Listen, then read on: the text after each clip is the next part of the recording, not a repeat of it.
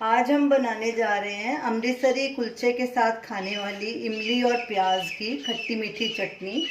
तो उसके लिए मैंने ये इमली का पल्प लिया है। ये मेरा होममेड पल्प है, मैंने काफ़ी सारा बना के फ्रिज में स्टोर कर लिया था। ये 5-6 महीने तक ख़राब नहीं होगा। तो वैसे अगर हमने थोड़ी अभी चटनी बनानी है तो उसके लिए आपको लेना है 1/4 कप इमली और उसमें आधा कप आपने गर्म पानी डालना है और इसे 1 घंटे के लिए भिगो के रखना है। तो उसके बाद वही पल्प को ब्लेंडर जार में डाल के उसे ब्लेंड कर लेना है और छान के उसका फाइबर अलग कर देना है और पल्प उसका रख लेना है, फाइबर को फेंक देना है। तो मेरा ये पल्प तैयार था, इसीलिए मैं इसी में से यूज़ कर रही हूँ। वो मैंने आपको बताया, अगर आपके पास पल्प नहीं है तो आप ऐसे बना सकते हैं। 1/4 इमली और हाफ कप पानी, उसको भिगो के पल्प ऐसे बना सकते हैं।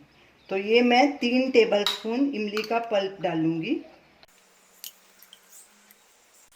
नमक स्वाद अनुसार या half tea spoon, chaat masala 1/4 teaspoon, काला नमक हाफ टी स्पून, ये भी आप अपने स्वाद के अनुसार डालिए।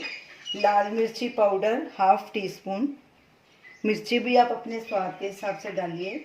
भुना हुआ पिसा हुआ जीरा, भुना हुआ जीरा पाउडर हमने हाफ टी स्पून डाला है।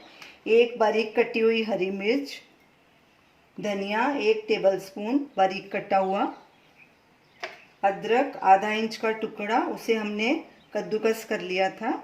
ये ऑप्शनल है, अगर आप डालना चाहें तो डालें, नहीं तो स्किप कर सकते हैं, मगर इससे इसका टेस्ट बहुत अच्छा आता है। 2 टेबलस्पून चीनी ग्राइंड की हुई, हमने मिश्री डाली है, आप चीनी डाल सकते हैं।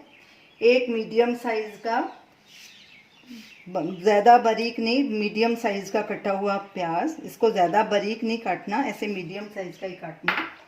एक बॉईल किया हुआ आलू, उसको हमने हाथ से ही ऐसे मैश कर लिया था मोटा मोटा, ये देखिए ये लेंगे। अब इसमें थोड़ा थोड़ा करके पानी डालेंगे और इन्हें अच्छे से मिक्स कर लेंगे।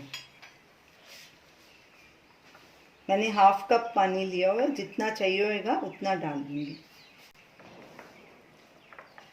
सब चीज़ों को अच्छे से मिक्स करना है।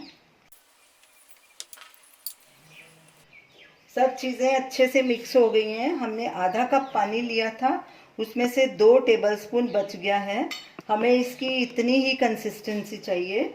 आप अपने हिसाब से इसकी कंसिस्टेंसी पतली या गाढ़ी रख सकते हैं। तो ये रही हमारी आज की रेसिपी, अमृतसरी कुलचे के साथ खाने वाली इमली प्याज की खट्टी मीठी चटनी।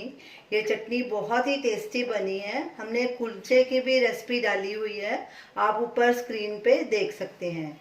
तो ये चटनी आप समोसा, कचौरी या किसी तरह के भी पकौड़े के साथ खा सकते हैं। ये चटनी बहुत टेस्टी लगेगी। इस चटनी में हमने पानी मिक्स किया है और इसे पकाया भी नहीं है, इसलिए ये चटनी ज़्यादा देर नहीं टिकेगी। 1 या 2 दिन के बाद इसका टेस्ट ख़राब हो जाएगा। बेटर है कि आप इसे फ्रेश ही बनाएं, या जैसे मैंने पल्प बना के इमली का फ्रिज में स्टोर किया हुआ है, तो जब भी जैसे आपको चटनी की ज़रूरत हो तो आप फटाफट पल्प को डाल के उसकी चटनी तैयार कर सकते हैं। तो आप इस चटनी को ज़रूर ट्राई कीजिए और हमें अपना फीडबैक दीजिए। Thanks for watching.